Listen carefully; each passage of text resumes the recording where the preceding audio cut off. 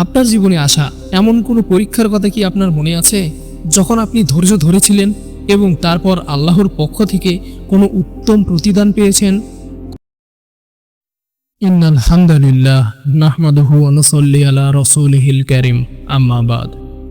আশা করি সবাই ভালো আছেন। জীবন মানেই পরীক্ষা, এই চরম সত্যটি আমাদের সৃষ্টিকর্তা আল্লাহ রাব্বুল আলামিন পবিত্র কুরআনে বহুবার স্মরণ করিয়ে দিয়েছেন। আজ আমরা আলোচনা করব এমন একটি আয়াত নিয়ে, যা আমাদের জীবনের সব ধরনের উত্থান পতন, সুখ দুঃখ এবং প্রতিকূলতার আসল রহস্য উন্মোচন করে দেয়। এটি হলো সূরা বাকারার একটি আয়াত। প্রথমে আমরা আয়াতটির অর্থ বুঝে নেই। আল্লাহ তাআলা ইরশাদ করেন, আর আমি অবশ্যই তোমাদেরকে পরীক্ষা করব কিছু ভয়, ক্ষুধা এবং জানমাল ও ফলফলাদির স্বল্পতার মাধ্যমে, আর তুমি ধৈর্যশীলদের সুসংবাদ দাও। সূরা আল বাকারা আয়াত 155। এই একটি আয়াতের মধ্যে আল্লাহ তাআলা জীবনের 5টি প্রধান পরীক্ষার ক্ষেত্র উল্লেখ করেছেন এবং একই সাথে সেই পরীক্ষার সফল হওয়ার একমাত্র পথও বলে দিয়েছেন। আল্লাহ তাআলা স্পষ্ট ভাষায় বলেছেন, তিনি অবশ্যই পরীক্ষা করবেন, অর্থাৎ এই পরীক্ষা একটি অনিবার্য বাস্তবতা, যা থেকে কোনো মানুষই মুক্তি পাবে না। এই পরীক্ষা কোনো শাস্তি নয়, বরং মুমিনের ঈমান ও চরিত্রের মান যাচাই করার জন্য একটি প্রশিক্ষণ কর্মসূচি। আসুন আমরা এই 5টি ক্ষেত্র নিয়ে একটু বিস্তারিত আলোচনা করি। আয়াতের শুরুতেই আমরা দেখি আল্লাহ তাআলা কিছুটা ভয়ের কথা বলেছেন। ভয় একটি মানসিক পরীক্ষা।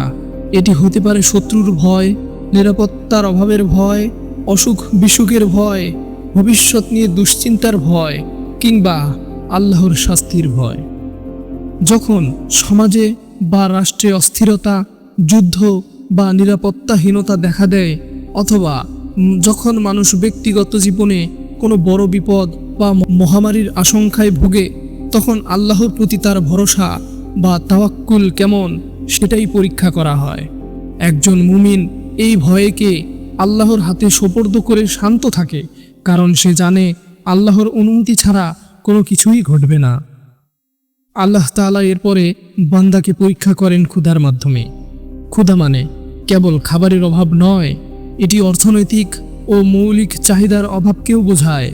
এই পরীক্ষা আসে অর্থনৈতিক মন্দা, দুর্ভিক্ষ, ফসলের ক্ষতি বা অভাবের মাধ্যমে। যখন খাদ্য সামগ্রীর দাম বেড়ে যায় বা যখন রিজিকের টান পড়ে, তখন বান্দা হালাল হারামের তোয়াক্কা করে কিনা, আল্লাহর প্রতি কৃতজ্ঞতা বজায় রাখে কিনা, কিংবা অস্থির হয়ে পড়ে কিনা, সেটাই আল্লাহ তাআলা দেখেন। তারপর আল্লাহ তাআলা আপনাকে আমাকে সম্পদের ক্ষতি দিয়ে পরীক্ষা করবেন। এটি ধন সম্পদের হ্রাস, ব্যবসায়িক লোকসান, চাকরি চলে যাওয়া বা কোনো অপ্রত্যাশিত খরচের মাধ্যমেও আসতে পারে। আল্লাহ তাআলা সম্পদ দেন পরীক্ষার জন্য, যেন আমরা কৃতজ্ঞ হই এবং অভাবীদের হক আদায় করি। যখন সেই সম্পদ চলে যায়, তখন বান্দা কি ইন্না লিল্লাহি ওয়া ইন্না ইলাইহি রাজিউন বলে ধৈর্য ধারণ করে, নাকি সবর হারিয়ে আল্লাহর উপর অভিযোগ করে? এটাই আসল পরীক্ষা। এরপর আল্লাহ তাআলা জীবনের ক্ষতির দ্বারা পরীক্ষা করেন, অর্থাৎ ওয়াল আনফুস। আনফুস বলতে কেবল নিজের জীবন নয়, বরং প্রিয়জন, আত্মীয় স্বজন বা সন্তানের মৃত্যু বা অসুস্থতাকেও বোঝায়। এটি সম্ভবত সবচেয়ে কঠিন পরীক্ষা। যখন প্রিয়জন আমাদের ছেড়ে চলে যায়, বা যখন আপনার সন্তান বা পরিচিত কোনো আত্মীয় স্বজন মারা যায়, তখন হৃদয়ে চরম আঘাত লাগে। এই সময় মুমিনের করণীয় হলো আল্লাহর ফয়সালাকে মেনে নেওয়া এবং বিশ্বাস রাখা যে আমরা সবাই আল্লাহর কাছ থেকে এসেছি এবং তার কাছেই ফিরে যাব। পরিশেষে ফল ফলাদির স্বল্পতা বা ফসলের ক্ষতির মাধ্যমে আল্লাহ তাআলা আমাদের পরীক্ষা করেন। ফল ফলাদির স্বল্পতা বলতে শুধু ফসলের ক্ষতি বোঝায় না, বরং শ্রমের ফল বা কষ্টের ফলাফল না পাওয়াকেও বোঝায়। যেমন দীর্ঘদিনের চেষ্টার পর ব্যবসার ব্যর্থতা, ভালো ফল না পাওয়া বা জীবনের কাঙ্ক্ষিত লক্ষ্য অর্জনে বারবার বাধা আসা। এই অবস্থায় মানুষ হতাশ হয়ে যায়, কিন্তু মুমিন জানে তার কর্মের প্রতিদান অবশ্যই আছে। দুনিয়াতে না পেলেও আখিরাতে তার জন্য উত্তম পুরস্কার জমা আছে। বর্তমান মানুষের অবস্থা ও আল্লাহ তাআলার বার্তা যদি আমরা দেখি, আজকের দুনিয়ায় মানুষ যখন ছোটোখাটো সমস্যাতেও অস্থির হয়ে পড়ে, তখন এই আয়াতটি যেন আমাদের চোখে আঙ্গুল দিয়ে দেখিয়ে দেয় যে এই সব কিছুই আল্লাহর পক্ষ থেকে আসা নিয়ন্ত্রিত পরীক্ষা। আল্লাহ সব কিছু দিয়ে পরীক্ষা না করে কিছুটা ভয়, কিছুটা ক্ষুধা দিয়ে পরীক্ষা করেন, যেন মানুষেরা একেবারে ভেঙে না পড়ে এবং ঘুরে দাঁড়ানোর সুযোগ পায়। এই পরীক্ষার উদ্দেশ্য হলো কে মুখে ঈমানের দাবি করে আর কে বিপদে আপদে ধৈর্য ধারণ করে আল্লাহর কাছে সাহায্য চায়। নবী করিম সাল্লাল্লাহু আলাইহি ওয়াসাল্লাম বলেছেন, মুমিনকে যে কষ্ট স্পর্শ করুক না কেন, এমনকি একটি কাঁটা ফুটলেও আল্লাহ এর বিনিময়ে তার গুনাহ মাফ করে দেন। সুবহানাল্লাহ।